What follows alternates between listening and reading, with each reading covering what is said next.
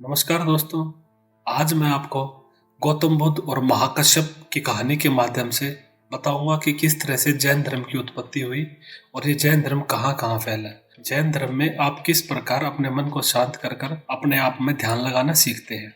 तो आइए शुरुआत करते हैं। गौतम बुद्ध हमेशा ही सही समय पर प्रवचन देने जाया करते थे। आज तक कभी भी वो देरी से नहीं पहुंचे थे। उनकी वजह से कभी भी किसी शिष्य को इंतजार नहीं करना पड़ा था। लेकिन आज पहली बार ऐसा हुआ था कि उनके शिष्यों को इंतजार करना पड़ रहा था और वो काफी समय से इंतजार कर रहे थे, लेकिन गौतम बुद्ध प्रवचन सभा में नहीं पधारे थे। शिष्य आपस में बातें कर रहे थे कि जरूर आज कुछ ना कुछ बहुत ही महत्वपूर्ण घटना घटी है, इसी वजह से गुरुजी आज टाइम पे नहीं आ पाए हैं, वरना हमेशा ही टाइम पर आ जाते थे। सभी शिष्य आपस में ये बातें कर ही रहे थे, तभी अचानक से गौतम बुद्ध हाथ में कमल का फूल लिए हुए वहां पधारे और एक पेड़ के नीचे आसन लगाकर बैठ गए। आश्रम में करीबन 500 शिष्य थे जो उनका प्रवचन सुनने के लिए बुद्ध का इंतजार कर रहे थे। इन 500 शिष्यों के अलावा एक शिष्य ऐसा भी था आश्रम में जिसका नाम था महाकश्यप। वह आश्रम के बाकी शिष्यों से बिल्कुल अलग था। शिष्य मानते थे महाकश्यप पागल है, क्योंकि कभी भी उसने उनके साथ बैठकर बुद्ध धर्म के उपदेशों को नहीं सुना था। आज तक कभी भी उसने ध्यान नहीं किया था, न कभी ध्यान करने का प्रयास किया था। वह बस पूरे दिन किसी पागल की तरह आश्रम के पेड़ के नीचे बैठा रहता था। ना ही उससे कोई बात करने आता था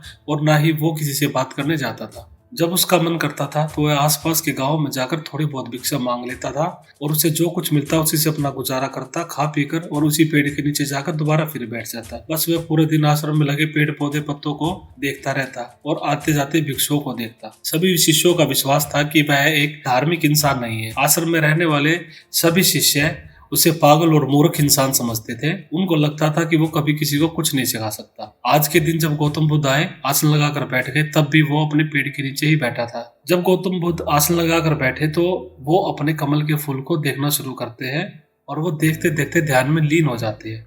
शिष्य उनका इंतजार कर रहे थे, मगर बुद्ध कुछ भी नहीं बोले। शिष्यों को कुछ समय बाद अंदाजा हुआ कि गौतम बुद्ध तो ध्यान में चले गए हैं। वो इतना खो गए हैं कि कब मिनटों से समय घंटों में बदल गया उन्हें पता ही नहीं चला। कई घंटे गुजर चुके थे।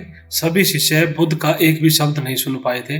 वो इंतजार कर रहे थे और कुछ समय बाद शिष्यों की बेचैनी बढ़ने लगी। सभी इंतजार करते करते परेशान हो चुके थे। तभी अचानक वहां बैठे शिष्यों के पीछे से जोर से हंसने की आवाज आने लगी। सभी ने पीछे मुड़कर देखा तो उनके आश्चर्य का ठिकाना नहीं रहा। महाकश्यप बुद्ध की तरफ देखकर जोर जोर से हंस रहा था। सभी को लगा कि जो इंसान इतने सालों में कभी भी बोलता तक नहीं था, वो आज जोर जोर से हंस रहा है। सभी ने उसे पहली बार हंसते हुए देखा था। आज से पहले वो कभी भी नहीं हंसा था। उसकी हंसी इतनी अद्भुत थी कि मानो उसके साथ सारा ब्रह्मांड हंस रहा है। वह एक भयंकर हंसी पूरे आश्रम में गूंज रही थी। वह बस हंसे जा रहा था। भिक्षुकों ने बुद्ध की तरफ देखा। वो अभी भी कमल के फूल की तरफ ही देख रहे थे और उनकी आंखों से आंसू की धारा बही जा रही थी। कुछ समय बाद महाकश्यप ने हंसना बंद कर दिया। तभी बुद्ध ने अपनी नजर कमल के फूल से हटाई और वहां बैठे भिक्षुकों की तरफ देखा। मैं जो कुछ भी तुम्हें शब्दों के माध्यम से दे सकता था वो तुम्हें मैं पहले ही दे चुका हूँ, और जो शब्दों के माध्यम से नहीं दिया जा सकता वह मैंने आज महाकश्यप को दे दिया है। और यहाँ से शुरुआत होती है जैन धर्म की। जैन एक संस्कृत का शब्द है जिसका मतलब होता है ध्यान।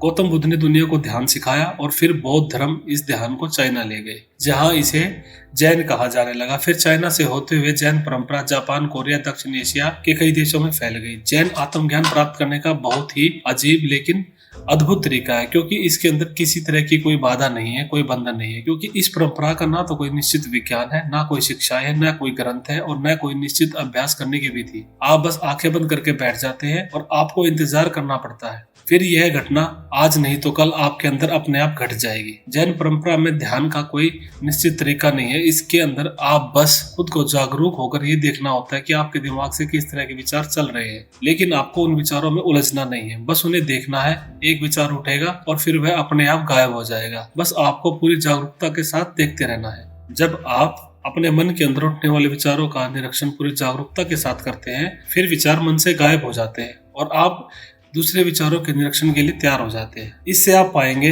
दूसरा विचार उतनी तेजी से जल्दी से नहीं उठ रहा। इसीलिए जब आप अपने मन को विचारों पर ध्यान देना शुरू करते हैं तो हमारे मन की भागदौड़ कम हो जाती है, मन शांत होने लगता है और फिर एक ऐसी अवस्था आती है जब हमारा मन विचार विमुक्त हो जाता है। मन में कोई भी विचार नहीं रहते। दो विचारों के बीच का विचार, यही सच्ची चेतना कहलाती है। शुरुआत में इस विचारहीनता का समय ज्यादा लंबा नहीं होता। यह ज्यादा से ज्यादा 8 से 10 सेकंड का होता है, क्योंकि हमारे दिमाग को सालों से लगातार सोचने की आदत पड़ चुकी होती है। लेकिन अगर हम लगातार प्रयास करते रहते हैं तो धीरे धीरे हमारे अंदर विचारहीनता का समय भी लंबा होता चला जाता है और एक समय ऐसा आता है कि हमारे मन से सारे विचार पूरी तरह गायब हो जाते हैं और हम समझ जाते हैं कि हमें खुद के ऊपर कहाँ ध्यान केंद्रित करना है और इस तरह हम ध्यान की शक्ति को समझ पाते हैं और अपने मन को ध्यान में लगा पाते हैं। हमारा अवचेतन मन एक पॉइंट पर केंद्रित हो जाता है और उसके कारण हम भगवान के साथ जुड़ जाते हैं और इस तरह हम ध्यान लगाना अच्छी तरह से सीख जाते हैं।